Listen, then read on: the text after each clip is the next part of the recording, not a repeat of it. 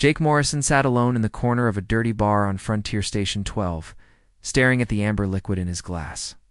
His credits were nearly gone, and his last mercenary crew had kicked him out 3 weeks ago for refusing to fire on civilian transports. The right choice, maybe?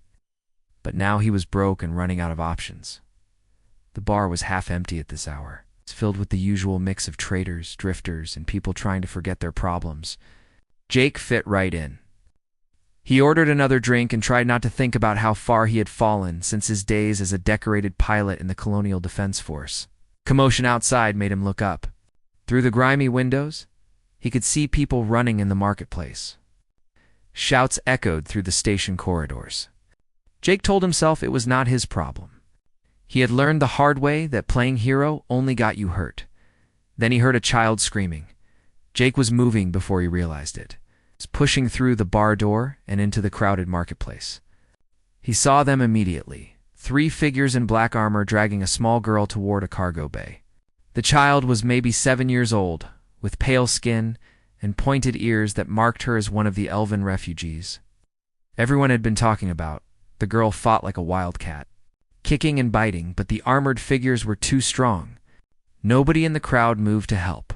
Station security was nowhere in sight. Probably paid to look the other way, Jake ran forward and grabbed the nearest armored figure by the shoulder, spinning him around. The man wore a featureless black helmet and moved with military precision. Jake recognized the stance instantly and reacted on instinct, driving his elbow into the helmet joint where the armor was weakest. The figure stumbled back. His 2 companions released the girl and turned toward Jake. One pulled a weapon, some kind of energy blade that hummed with power. Jake dove low, sweeping the legs of the closest attacker, then rolled and came up with a metal pipe he snatched from a nearby maintenance cart. The fight was brief and brutal. Jake had been fighting his whole life, first in the military and then as a mercenary. These attackers were trained, but they expected an easy snatch and grab, not real resistance. Within minutes, all 3 were down, groaning on the deck plates. The girl stood frozen, staring at Jake with wide violet eyes. She spoke in broken English, her voice trembling but clear. "Mother comes. Stars fall when she arrives." Before Jake could ask what she meant, station alarms began wailing. The emergency lights bathed everything in red. A voice came over the speakers announcing an unauthorized ship approaching at high speed. Jake grabbed the girl's hand and pulled her away from the groaning attackers. Heading for the main concourse, where there would be more witnesses and hopefully some actual security, the girl clung to his hand like a lifeline. Her name was Kira, she told him in halting words. Bad men had been chasing her family for a long time. Her mother was strong, very strong, but there were so many enemies. Security finally showed up and took Jake and Kira to a holding area while they sorted out what happened. Jake explained about the attempted kidnapping, but the officers seemed more concerned about the unauthorized vessel that had just docked without clearance. They kept glancing nervously at their scanners and whispering to each other. Then she walked in. The woman was tall and moved with a grace. It seemed almost supernatural. She wore armor that looked like it was made from starlight itself, shifting and shimmering with every step. Her hair was long and silver, her eyes the same violet as Kira's, and her face was beautiful in a way that made Jake forget to breathe for a moment. Behind her, visible through the docking bay windows, a massive shape circled the station. At first Jake thought it was a ship, but then he saw the wings and scales. A dragon. An actual dragon, easily the size of a small spacecraft. Its crimson scales reflecting the station lights. The woman spoke, and her voice carried absolute authority. "I am Solara Moonwhisper. Where is my daughter?" The security officers practically fell over themselves to bring Kira forward. The girl ran to her mother, who swept her up in an embrace that seemed to make everything else in the room fade away. For a long moment, mother and daughter held each other, and Jake saw tears on Solara's face. Then those violet eyes turned to him. "You protected my daughter when you had nothing to gain and everything to lose," Solara said, studying him intently. "This is not a debt I take lightly, human." Jake did not know what to say. Up close, he could see the weariness in her eyes, the scars on her armor, the weight she carried. This was someone who had been fighting for a very long time. Before he could respond, new alarms screamed through the station. The scanners showed multiple contacts emerging from hyperspace, massive warships painted black as void. The security chief's face went pale as he read the identification. "Void Reapers," someone whispered. They followed her here. Panic erupted. People ran in every direction, trying to reach their ships and escape. The station rocked as the first energy blasts hit the outer hull. Through the windows, Jake saw the dragon, Emberwing. Roaring a challenge that shook the walls, Solara moved to the windows, her expression grim. She touched a device on her wrist and spoke rapidly in a language Jake did not understand. Then she turned back to him. "Those attackers who tried to take Kira were scouts for the Reapers," she explained quickly. "They have been hunting my people across the galaxy, burning our worlds one by one. My daughter is special, and they want her dead or captured. I offer you a choice, Jake Morrison. Walk away now with enough credits to never worry about money again, or come with me and learn why an entire species is being exterminated." Jake looked at Kira, who watched him with those two old eyes. He thought about walking away, about going back to his quiet corner and his glass of whiskey. That was the smart choice, the safe choice. "You smell like hope," Kira said softly, taking his hand again. The station shuddered as another blast hit closer. People screamed and ran past them. Outside, the black warships closed in like predators circling wounded prey. Jake made his decision. He followed Solara and Kira onto her ship, the Star Whisper, as the rest of the refugees scrambled to escape.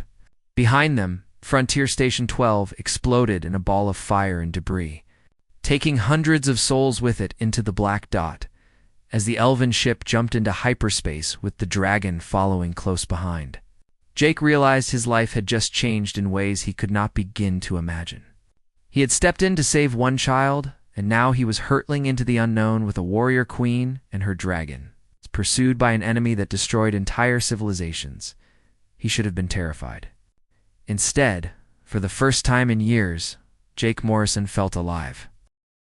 Jake woke up in a small cabin aboard the Star Whisper, his body aching from the fight at the station.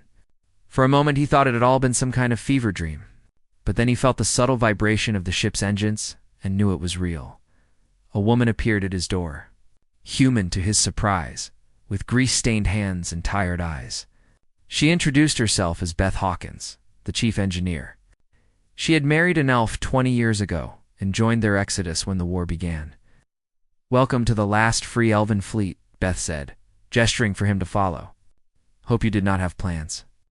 She led him through corridors that seemed to be carved from crystal and light, past rooms filled with refugees, children playing despite everything, old ones tending to the wounded.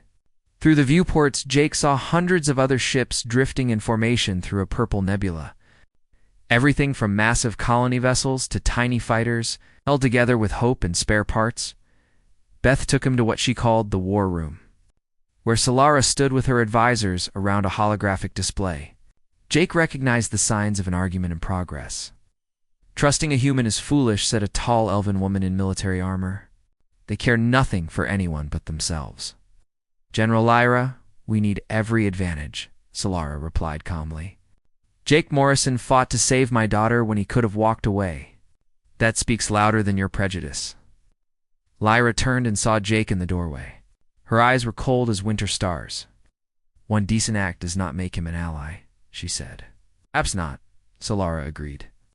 "But we are past the luxury of perfect allies. We take what help we can find." Over the next several hours, Jake learned the terrible truth. The elves had discovered an ancient device called the Starforge, left behind by a dead civilization. It had the power to create or destroy entire solar systems. An enemy called the Void Reapers, servants of something called the Consuming Shadow, had been hunting the Starforge for thousands of years. When the elves refused to surrender it, the Reapers burned their worlds one by one. But there was more. Kira was not just Solara's daughter. She was a star child. Born with the location of the hidden Starforge encoded in her DNA, the elves had hidden the weapon before their civilization fell, and only Kira could find it again. But accessing that knowledge would kill her. I've been running for 10 years, Solara said quietly, staring at the hologram of dead worlds, searching for another way, for anything that might let my daughter live.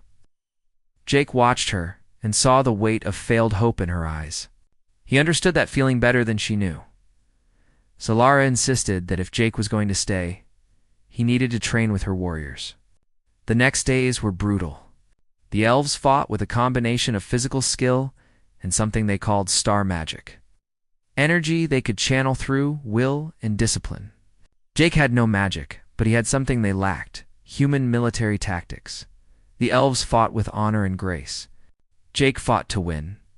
He showed them tricks he had learned in the Colonial Defense Force, ways to use terrain and deception, psychological warfare and ambush tactics. Things the elves considered dishonorable, but Solara found fascinating. Your people survived by being clever, she observed after one training session. Mine survived by being strong. Perhaps that is why we are dying, and you are thriving. We are not exactly thriving, Jake said. Humans just finished a civil war that killed millions. We are pretty good at destroying ourselves without any outside help. Yet you endure, Solara said. There is wisdom in that. Reapers found them in the nebula 3 days later. Black warships emerged from hyperspace like sharks smelling blood. The elven fleet scattered in panic, but there was nowhere to run. The Reapers opened fire, and ships began dying in silent explosions. Jake ran to the command deck where Solara and her officers argued frantically. Lyra wanted to fight head-on. The others wanted to run deeper into the nebula. All of their options ended in death. The nebula gases, Jake said suddenly. Can your ships hide in them? The density would hide us from sensors, Beth said slowly. But we could not see either. Exactly, Jake said, and explained his plan. Use the nebula to hide smaller, faster ships. Let the Reapers think they were chasing the main fleet. Then ambush them from multiple directions at once. Hit and run, never giving them a clear target. It was a dirty trick, the kind of tactic no honorable warrior would use. Lyra called it cowardice. But Solara looked at the hologram showing her people dying and made her choice. We try the humans' plan, she ordered. Anyone who disagrees can challenge me after we survive. The plan worked better than Jake dared hope. The Reaper ships, huge and powerful but slow, lumbered into the nebula after the fleeing colony vessels. The hidden elven fighters struck from the purple clouds, firing and vanishing before the enemy could respond. Solara herself led one strike team, riding on Emberwing's back as the dragon breathed fire that melted Reaper armor. Jake watched from the Star Whisperer's command deck as the battle unfolded. For the first time in decades, the elves won a clear victory. 3 Reaper warships destroyed, the rest fleeing into hyperspace. The cost was still heavy, dozens of elven ships lost. But it could have been so much worse. That night, Solara came to Jake's quarters. She still wore her armor, scorched and dented from battle. She stood in the doorway for a long moment, just looking at him. Thank you, she said finally. You saved lives today. My people's lives. I just suggested a tactic, Jake said. You gave us hope, Solara corrected. We have not felt that in a very long time. She stepped inside, and the door closed behind her. For a while, they just talked about Earth and the elven homeworld, about family and loss, about what it meant to keep fighting when everything seemed hopeless. Jake told her about the raid that killed his parents and sister, how he had spent his whole adult life running from attachments, because it hurt too much to care. Solara told him about Kira's father, though she did not say much. Just that he had been a great warrior and that she missed him terribly. Jake saw pain in her eyes when she spoke of him and did not press for details. You make me want to believe again, Solara said softly. That terrifies me more than any Reaper ship. She left before Jake could respond. But her words stayed with him long into the sleep cycle. The next morning, an ancient elven woman named Oracle Mira found him in the mess hall. Her eyes were clouded with age but seemed to see right through him. The threads of fate are tangling, human, she said in a voice like wind through dead leaves. The Starchild's destiny is bound to yours now. 3 paths lie ahead. One leads to salvation. One leads to sacrifice. One leads to a choice no mortal should make. The mother sees this and trembles, for she knows you are the catalyst for what comes next. Before Jake could ask what she meant, alarms sounded again. But this time, it was not an attack. Scouts had returned with news. They had found a human colony world called New Terra, and Solara intended to beg for help. Jake looked out at the damaged fleet, at Kira playing with other children who had known nothing but war, at Solara standing tall despite everything trying to break her. He thought about Oracle Mira's words and wondered what choice lay ahead. Whatever it was, he knew he would not run from it. Not anymore. The Elven fleet emerged from hyperspace at the edge of the New Terra system, and immediately dozens of human warships locked weapons on them. Jake spent a frantic 10 minutes on the communication channels, using every code and contact he had from his military days to keep trigger-happy captains from opening fire. Finally, they were granted permission to approach, but only a small delegation. Solara, Jake, Beth, and General Lyra took a shuttle to the orbital station where the Human Colonial Alliance kept their regional headquarters. The station commander was Admiral Kate Morrison, and Jake's heart nearly stopped when he saw her. His aunt, his father's sister, who he had not seen since the funeral 15 years ago. She looked older, harder, with gray in her hair and scars on her face, but her eyes were the same. "Jake," she said quietly, "we thought you were dead." "I've been busy," he replied. Kate looked at his companions, her expression unreadable. She led them to a conference room where the Alliance Council waited, a mix of military officers and civilian politicians. Some looked curious, others openly hostile. Senator Lisa Grant spoke first, her voice sharp. "Why should we risk human lives for aliens who brought death to our doorstep? The Reapers followed you here. Every day you stay, you endanger millions of our citizens." Solara stood and spoke with quiet dignity about the Reaper threat, about how her people had been systematically exterminated, about the Starforge and its power. The council listened, but Jake could see the skepticism in their eyes. They did not want to believe this was their problem, so Jake stood and did something he swore he would never do. He used his military reputation. He laid out the intelligence Solara had shared, showed the pattern of Reaper movements, explained with cold tactical precision that the Reapers were not just hunting the elves. They were eliminating any species that might one day challenge their dark god. Humanity was next on the list, whether they helped the elves or not. "The question is not whether we fight," Jake said. "The question is whether we fight alone or with allies who have been battling this enemy for 50 years. The council chamber erupted in argument. Some demanded immediate military action. Others wanted to close the borders and hope the storm passed. Senator Grant accused Jake of being a traitor to his own species before the vote could happen. Explosions rocked the station. Alarms screamed as ships in the docking bays erupted in flames. Hundreds died in seconds. Security feeds showed saboteurs moving through the elven vessels, planting charges.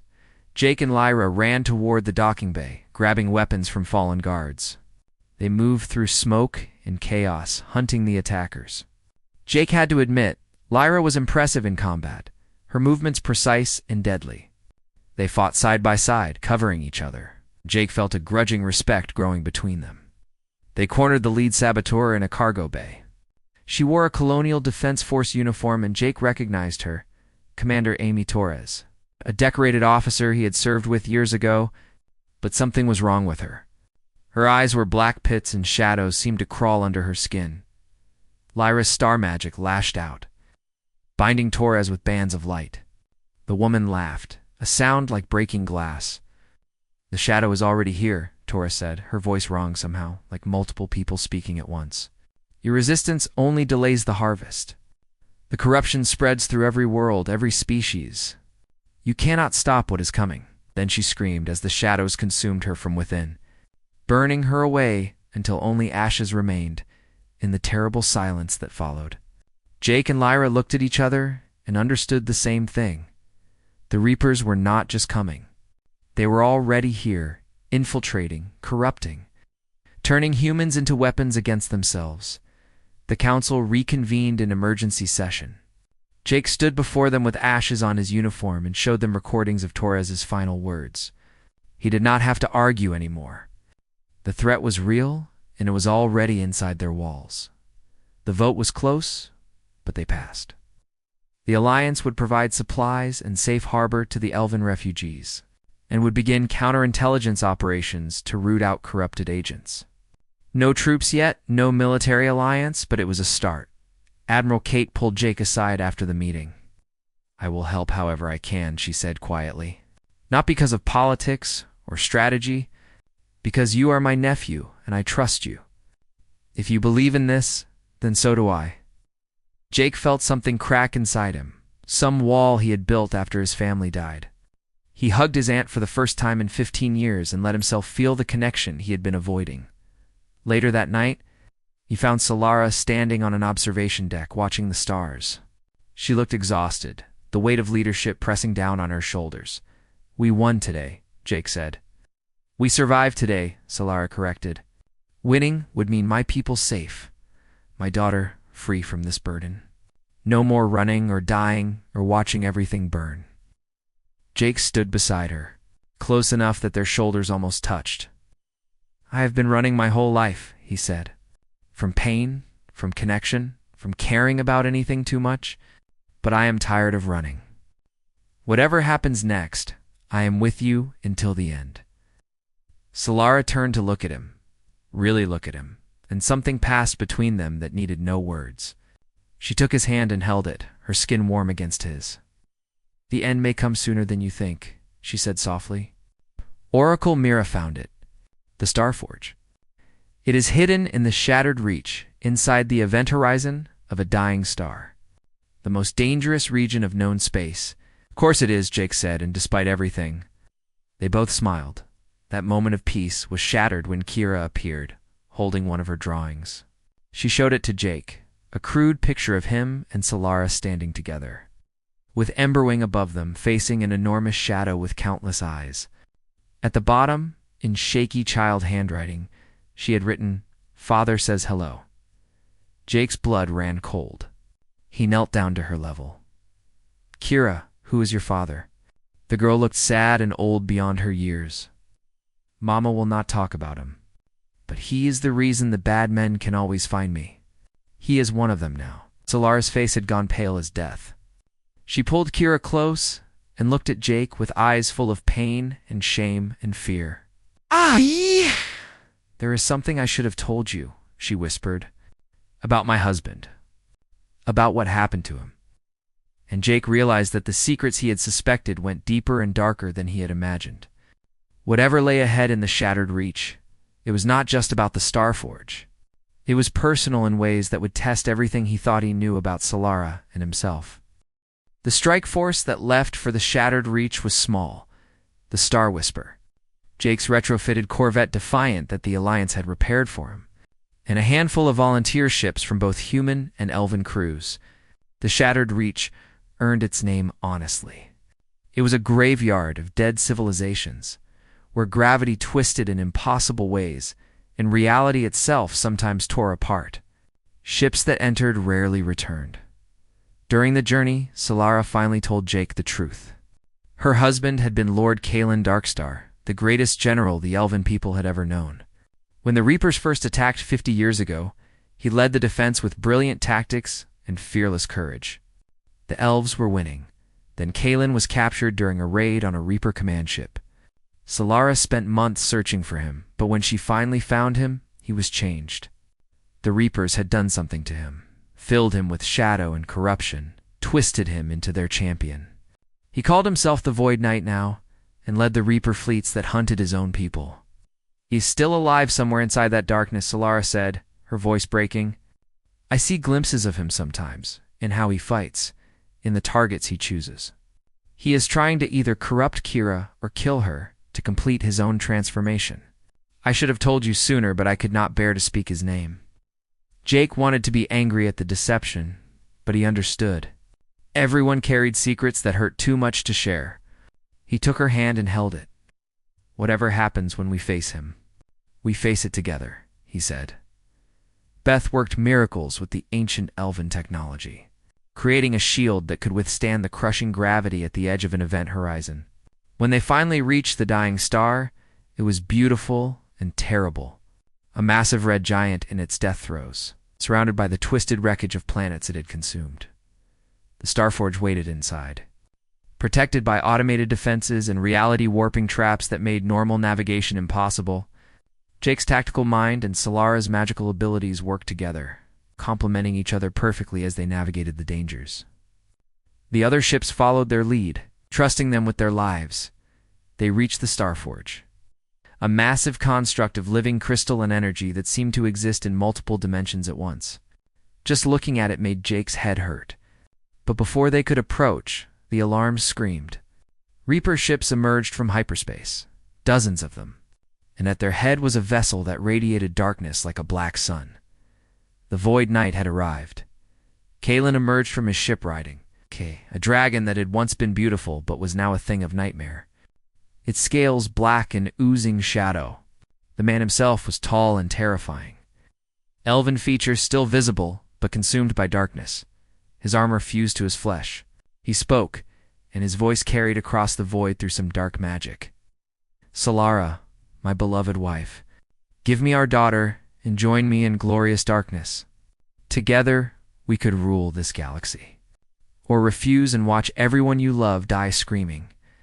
Emberwing roared a challenge and flew to meet the corrupted dragon.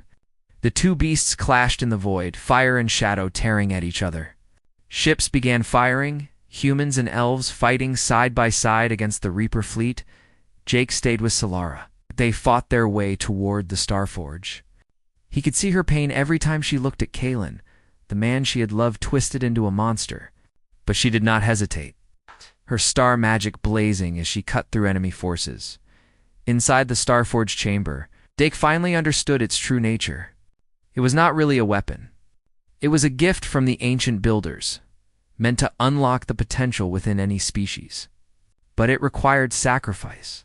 Someone had to bond with it, becoming its living conduit, burning their life force to power its transformation. Jake saw the future in that moment with terrible clarity. Kira was meant to bond with it, to use her special DNA to unlock its full power. But it would kill her. Solara had been searching for 10 years for another way, but there was none, unless someone else bonded with it instead. Jake began moving toward the Starforge before he fully decided. He would do it. He would sacrifice himself and spare Kira, give Solara back her daughter. It was the right choice, the only choice. Something hit him from behind, and he fell. He tried to stand, but his legs would not work. Solara stood over him, tears streaming down her face, her hand glowing with the spell that had paralyzed him.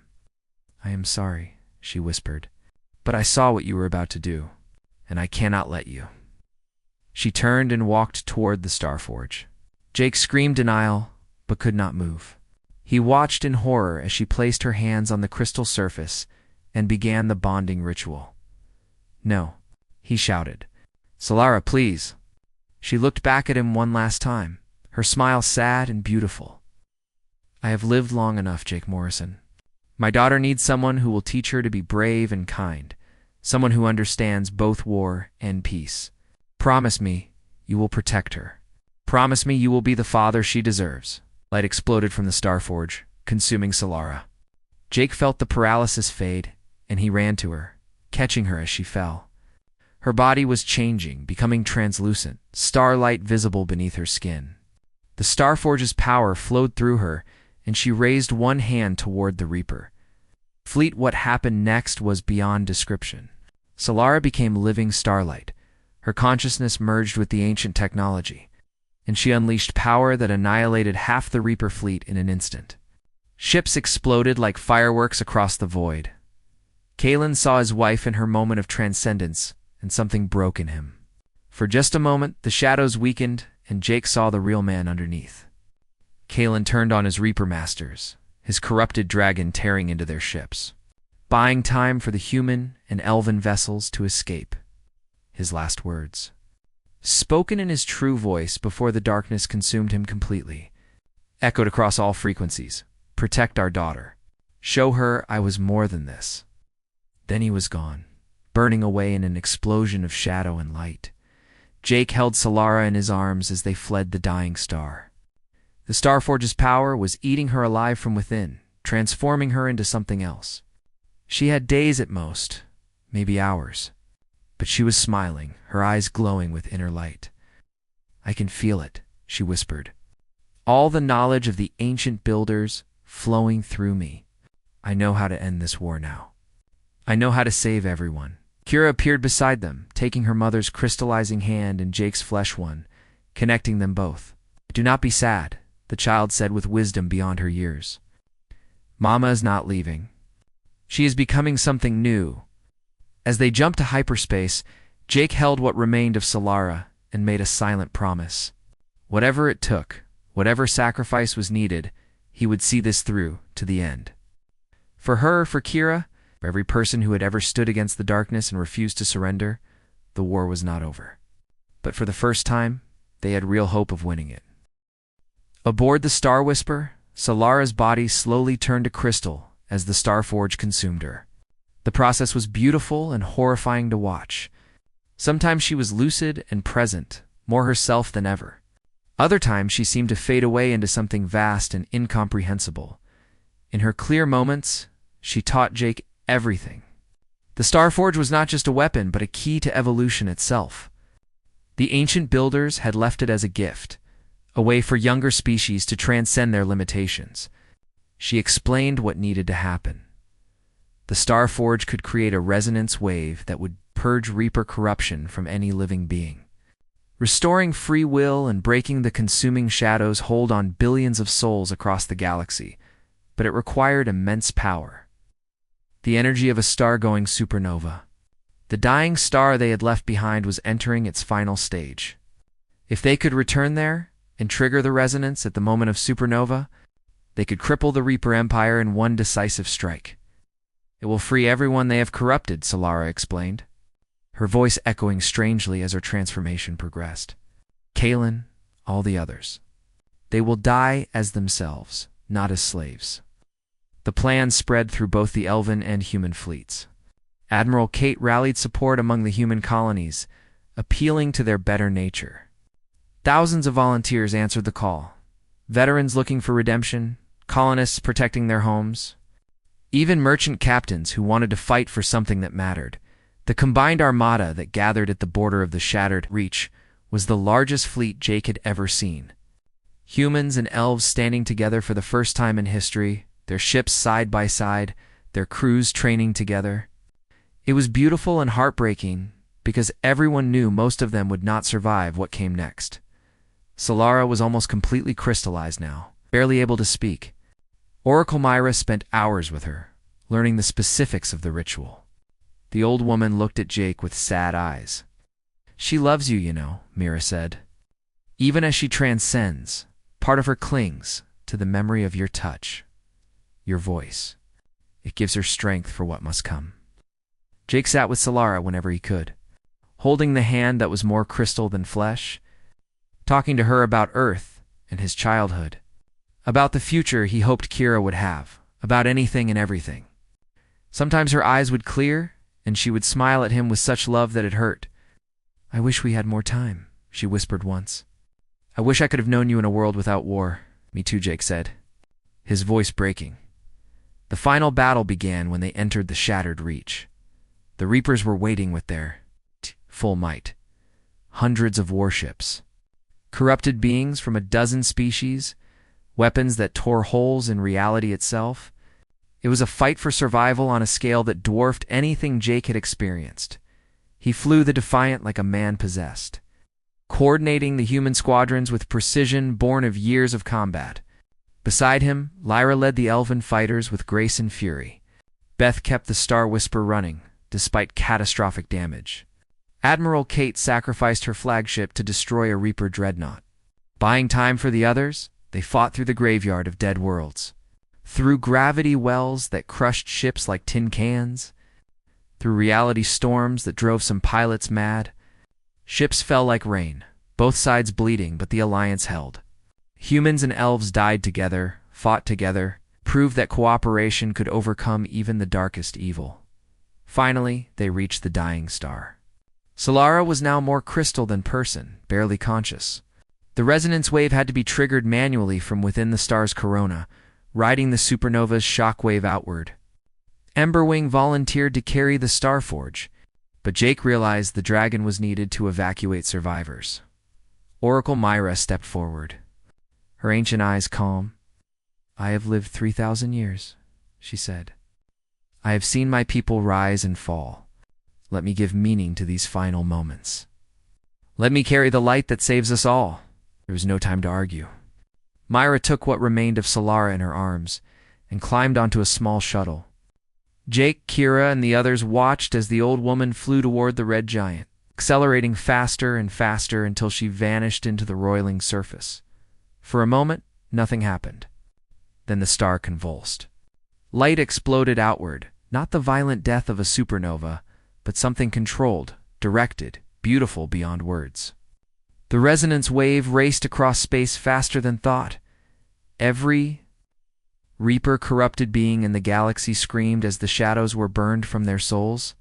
Jake watched on sensors as entire fleets turned on their former masters, as billions of slaves remembered who they really were. The Void Knight Kalen appeared in one final transmission, his face clear and elven and free. Whispering thanks before his ship exploded, the consuming shadow itself manifested briefly in the void, a thing of nightmare with countless eyes and teeth, shrieking in fury as its hold over the galaxy broke. Then it was gone, fleeing back to whatever dark dimension had spawned it. The battle ended not with violence but with liberation. The Reapers, leaderless and broken, fled or surrendered. The corrupted beings wept with joy or raged at what had been done to them. Some died, too far gone to survive without the shadow sustaining them. Others lived, scarred but free. In the aftermath, Jake stood in the observation deck holding a small crystal, all that remained of Solara's physical form. It was warm to the touch and sometimes seemed to pulse with inner light. Kira stood beside him, her hand in his, watching the fleet regroup and begin the long journey home. "Is Mama really gone?" Kira asked. Before Jake could answer, Emberwing landed on the hull outside, the dragon's massive eye visible through the viewport. The ancient creature's voice spoke directly into their minds. "She is not gone, little ones." The Starforge transformed her into something new, a guardian consciousness woven into the fabric of space itself. "She watches over all of us now, but especially you." Jake felt warmth from the crystal, and somehow knew it was true. Solara was not dead, but changed, transcended, become something vast and eternal. She would never hold him again, never laugh or cry or kiss him, but part of her would always be present. Weeks passed. The alliance between humans and elves became permanent, with Jake serving as an ambassador. He took custody of Kira formally, adopting her as his daughter. They settled on New Terra in a small house with a garden where Kira could play and grow in peace. The war was not over completely. Scattered Reaper remnants still existed. The consuming shadows still lurked in the dark places between stars. But the tide had turned. Species across the galaxy were uniting, sharing knowledge, building something better from the ashes of the old. 5 years later, Jake and Kira stood before a memorial to those lost in the war. Kira had grown into a remarkable young woman, training as both a diplomat and a warrior, inheriting her mother's grace and her father's tactical mind. She placed flowers at Solara's memorial, then turned to Jake with determination in her eyes. "Ready?" she asked. "Ready," he replied. They boarded a ship with Emberwing, heading toward a distant star where another species was under attack by Reaper remnants. This time the Alliance would arrive before genocide became inevitable. They would offer protection, knowledge, hope, as the ship jumped to hyperspace. Jake felt warmth from the crystal he always wore around his neck. A voice echoed in his mind, familiar and beloved, made of starlight and love. "I am with you always, my dear ones. Go now. Show them what we fought for. Show them that light endures even in the darkest void." Jake smiled and touched the crystal to his lips. Then he turned to Kira and Emberwing, ready to face whatever challenges lay ahead. They had paid a terrible price for this peace, but they would honor that sacrifice by building something worthy of it. The stars themselves seemed to sing in response. And somewhere in the quantum foam of reality, a consciousness made of light and love watched over her family and smiled.